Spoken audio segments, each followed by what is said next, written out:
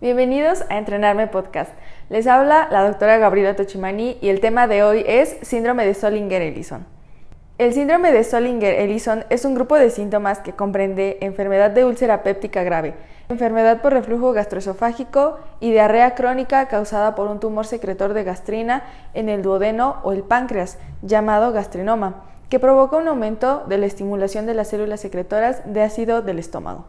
El gastrinoma es un tumor neuroendocrino funcional que secreta ácido gástrico que causa síndrome de Zollinger-Ellison. Los gastrinomas se localizan con mayor frecuencia en el duodeno, entre el 70 y el 90%.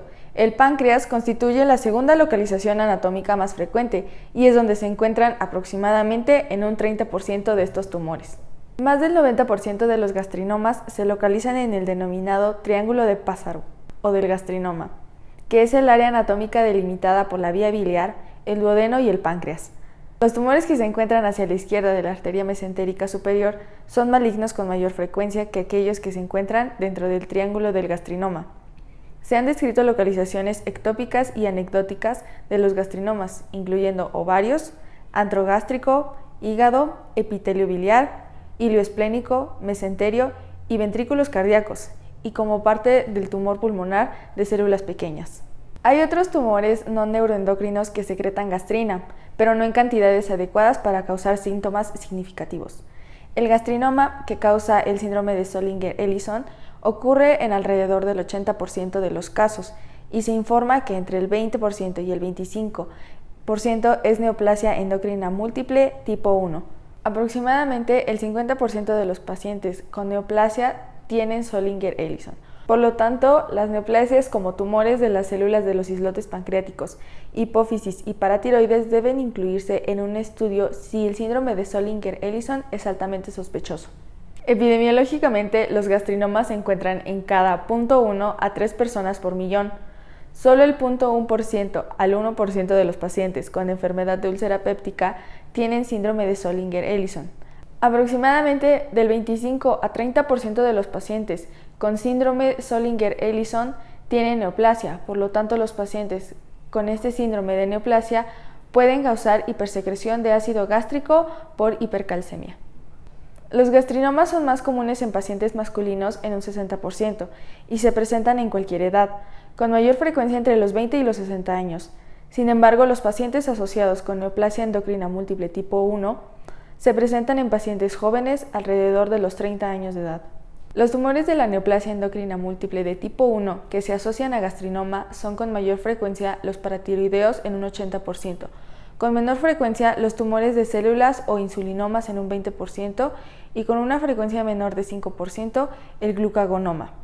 La incidencia de malignidad de un gastrinoma en pacientes con neoplasia endocrina múltiple de tipo 1 puede llegar a 47% de los casos y es mayor que la incidencia reportada para gastrinoma esporádico. Por lo general, la secreción de ácido gástrico está controlada por mecanismos de retroalimentación negativa por la somatostatina liberada por las células D gástricas para mantener la homeostasis del ácido gástrico, para mantener el pH en el estómago adecuadamente. Sin embargo, debido a la liberación de gastrina sin oposición por parte del tumor neuroendocrino, el gastrinoma produce un exceso de secreción de ácido gástrico.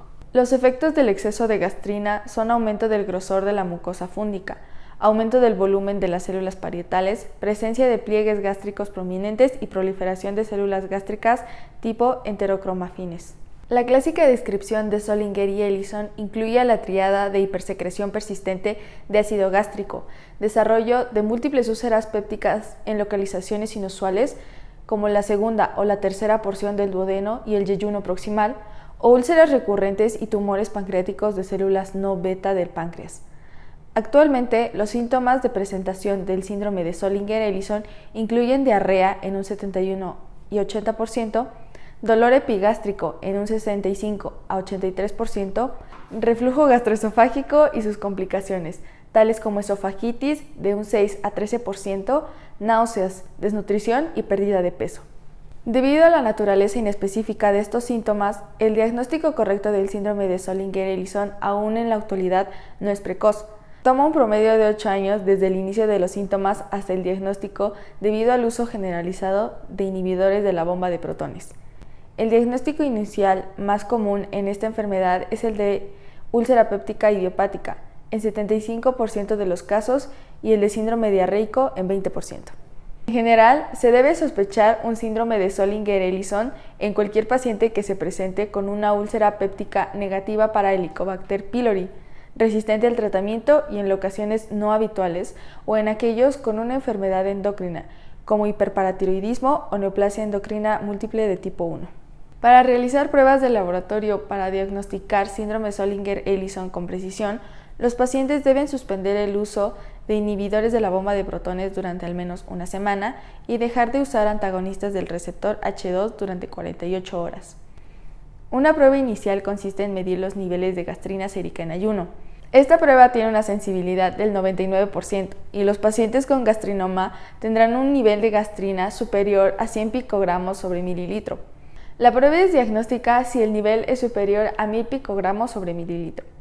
El nivel de gastrina en ayuno puede normalizarse después de la paratiroidectomía en pacientes con neoplasia y resección de gastrinoma, aunque el síndrome de Zollinger-Ellison no esté completamente curado. La prueba de producción de ácido basal tiene una sensibilidad del 98%, un nivel superior a 5 miliequivalentes por hora si el paciente tuvo resección de gastrinoma o mayor a 15 miliequivalentes por hora para aquellos que no la tuvieron. El pH gástrico sería inferior a 2, cuando lo normal es de 3.5 a 4.5. Se puede realizar una prueba de estimulación con secretina que mide el nivel de gastrina sérica en ayuno de 2 a 15 minutos después de la administración intravenosa de secretina. Un nivel superior o igual a 200 picogramos sobre mililitro indica síndrome de Zollinger-Ellison y tiene una sensibilidad del 85 al 87%.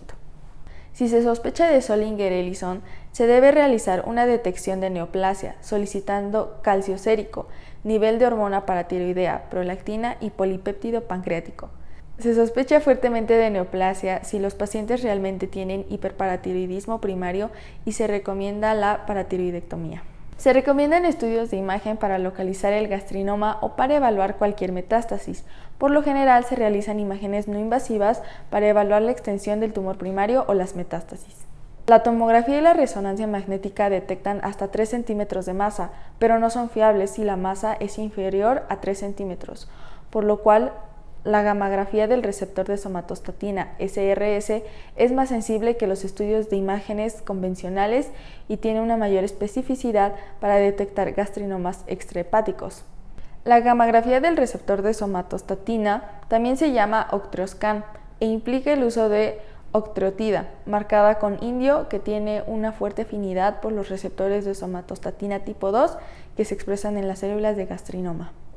La tomografía por emisión de positrones se utiliza para evaluar la metástasis en otros órganos del cuerpo. Las modalidades invasivas incluyen una ecografía endoscópica para evaluar el páncreas más de cerca y una esófago-gastroduodenoscopía para evaluar visualmente cualquier anomalía. El diagnóstico diferencial incluye vagotomía, úlcera péptica secundaria a infección por Helicobacter pylori, uso de medicamentos antiinflamatorios no esteroideos o AINES, obstrucción de la salida gástrica, insuficiencia renal, síndrome de intestino corto y gastritis autoinmune tipo A. El Helicobacter pylori produce ureasa que actúa cerca de las células G y provoca la hidrólisis y alcalinización de la urea, lo que afecta a las células D y disminuye la liberación de somatostatina secundaria a la inflamación. Los pacientes con enfermedad renal crónica o enfermedad renal en etapa terminal y sometidos a diálisis tienen niveles elevados de gastrina sérica. La gastrina se elimina a través del riñón y la insuficiencia renal impedirá que el riñón funcione correctamente. La obstrucción de la salida gástrica causa distensión del antro, que activa las células parietales a través de la acetilcolina y produce hipergastremia. Antes del descubrimiento de los antagonistas de los receptores H2 y de los inhibidores de la bomba de protones, la única opción razonable para tratar el síndrome de Zollinger-Ellison era una gastrectomía total. La dosis de inhibidores de la bomba de protones como omeprazol oral y pantoprazol intravenoso debe ajustarse para normalizar los niveles de producción de ácido basal a menos de 15 miliequivalentes por hora y menos de 5 miliequivalentes por hora para aquellos que se sometieron a cirugía para disminuir la secreción de ácido. 80 miligramos de pantoprazol por vía oral 2 veces al día es la dosis típica. Los pacientes deben tomarlo en ayuno. Para aquellos pacientes que no pueden tolerar los inhibidores de bomba de protones, un antagonista del receptor H2 es una opción. El hiperparatiroidismo por neoplasia causa hipercalcemia, que puede exacerbar los síntomas porque la hipercalcemia aumenta los niveles de gastrina. Por lo tanto, la paratiroidectomía subtotal debe preceder a la resección de tumor primario, lo que puede resultar en un mejor control de los síntomas y puede normalizar los niveles de gastrina. Debido a que los pacientes con síndrome de Zollinger-Ellison y neoplasia tienen múltiples tumores que tienen una tasa de curación muy baja, solo se debe resecar un tumor si el tamaño es mayor a 2 centímetros. La exploración quirúrgica es una opción en pacientes con gastrinomas esporádicos debido a la alta propensión del tumor a hacer metástasis en el hígado, los ganglios linfáticos y órganos distantes.